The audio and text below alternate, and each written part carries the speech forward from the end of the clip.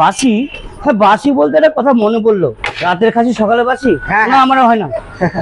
আর রাতের ভাত সকালে পান্তা ভাত শুনেছি, আমার এখানে হয় না। আপনার এখানে সব আগুন নাকি? আগুন একদম। সেকেন্ডে 10টা লিচি কেটে ফেলবো। সেকেন্ডে 10টা?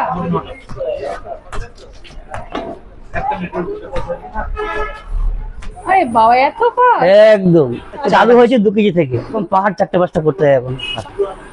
এটা পাহাড় আর এটা হচ্ছে ঝর্ণা। ঝর্ণা ঝরে পড়ছে একদম। বাহ, এটা পোড়া তেল কি আবার ব্যবহার হবে নাকি? এটা তেল থাকবে না, থাকবে 50 গ্রাম। 10 টাকা তেল ফেললে আমার কোনো ব্যাপার না।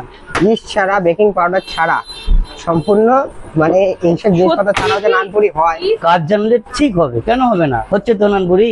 একটু কিছু দেওয়া আছে না? অবশ্যই আছে, কারণ এরকম দেবো তো নাহলে ফুলতো না কিন্তু দাদা। সব বলে তো আমার পাশে দাঁড়িয়ে যাবে না, হ্যাঁ একদম পেটে লাথি মারবে। একদম। এখন তো পেটে লাথি মারা সব হচ্ছে। একদম মানে সরাসরি। হ্যাঁ, ইন্সপিরেশন হলে একটা ব্যাপার, কপি করা ব্যাপারটা আলাদা ব্যাপার। দাদা আগেও কি এই জায়গাটাই বসছে নাকি অন্য কোথাও? না, আগে ভাই খুব কষ্টের দিন কাটিয়েছি ভাই। হাই রোডে ধুলো বালি খেয়ে লোকের টেবিল নিয়ে দোকান করেছি আমি। বাহ, এমনকি গামলা, যে তরকারি গামলা ছিল, ছোট্ট একটা গামলা, একজনের বাড়ি থেকে চেয়ে নিস, বাহ। সেই ঘোষ খেবেন। আমার মতে বলে নিজের ব্যবসা ছোট হোক বা বড় হোক, নিজের ব্যবসা করার একটা আলাদা স্বাধীনতা আছে নাকি দাদা? একদম ভাই। লোকের দোকানে গোলামি খাটার চাইতে নিজের দোকানে প্লেট ধুলেও একটা গর্বের বিষয়, নিজের দোকানে কাজ করছে। একটা জিনিস মানতেই হবে, দাদার হাত রকেটের গতিতে চলছে, মানে সিরিয়াসলি। তাও তো আস্তে করছি, আপনাদের সঙ্গে কথা বলছি বলে। আচ্ছা আচ্ছা, মানে কন্টিনিউয়াসলি দাদা হাত চলেই যাচ্ছে। কিছু তো আছে একটা সিক্রেট জিনিস ঘোষ কেবিনে, যার জন্য যেরকম ফুলকো ফুলকো হচ্ছে ব্যাপার। এই নানপুরি 24 ঘন্টা এরকম সফট থাকে। এই নানটা যদি আপনি রাত্রেবেলা রুটির যে আছে চাকি আছে ওটা ছেঁকেন, আপনি ছেঁকে খান, আপনাকে বাটার নানপুরি মনে হবে। এটা বাটার না? আমি বলছি।